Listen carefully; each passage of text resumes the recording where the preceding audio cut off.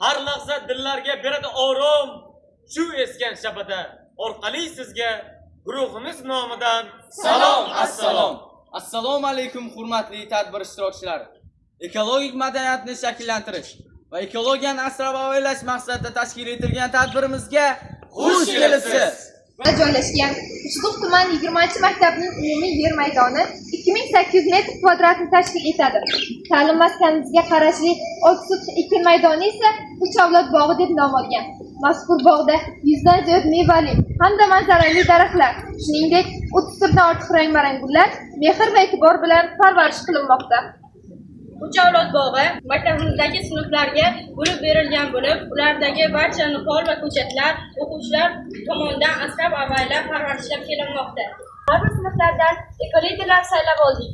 Sinf ekoliderlarining o'zaro hamjihatligi va tashabbuskorligi natijasida maktabimizning yashil hududi yanada obodonlashib, tashkil etib bormoqda. Ekoliderlar tashabbusi bilan tashkil etilgan issiqxonada bizning hududimizga moslashuvchi turli xil navdagi o'simliklar olib kelinib, parvarish qilinmoqda. Bu orqali biz maktabimiz bog'ining yanada gullab yashnashi va ko'rkam tus olishiga o'z hissamizni qo'shdik. Hududimizda chiqindilarni maqsadli ravishda ajratish tizimi yo'lga qo'yilib, maxsus chiqindi o'rnatilib, har bir o'quvchiga chiqindilarni saralab olish madaniyatini shakllantirishga erishdik. Natijada faol chiqindilar alohida, tabiatda uzoq yillar davomida parchalanmaydigan polietilen va boshqa sun'iy mahsulotlar esa alohida sarala boshlandi. Saralangan chiqindilar o'z vaqtida maxsus chiqindi mashinalariga yetkazilib, atrof muhit musaffoligini saqlashga xizmat ko'rsatmoqda. Energiya tejamkorligi bu energiya resurslaridan oqilona va samarali foydalanish deganidir. Tabiiy boyliklarni asrab-avaylash ona zaminimizda yashayotgan har bir insonning muqaddas burchi va mas'uliyatidir. Maktabimizning elektr energiyasi va elektron resurslardan oqilona foydalanishimiz natijasida har bir sinfimizning har bir o'quvchisi o'z hissasini qo'sha oladi.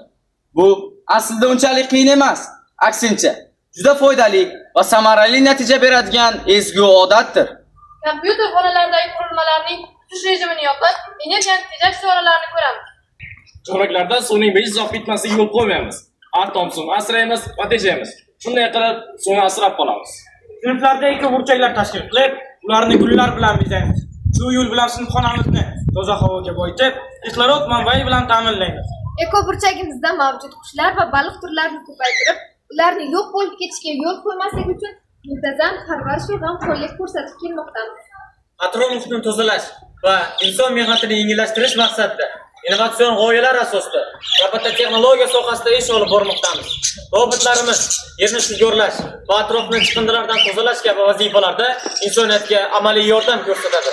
Agar barchamiz birgalikda harakat qilib, tabiiy boyliklarimiz, suv, elektr energiyasi, toza havo va tabiiy gazni asrab avaylasak, ona tabiatimizni uning barcha go'zalliklari bilan kelajak avlodga yetkazgan bo'lamiz.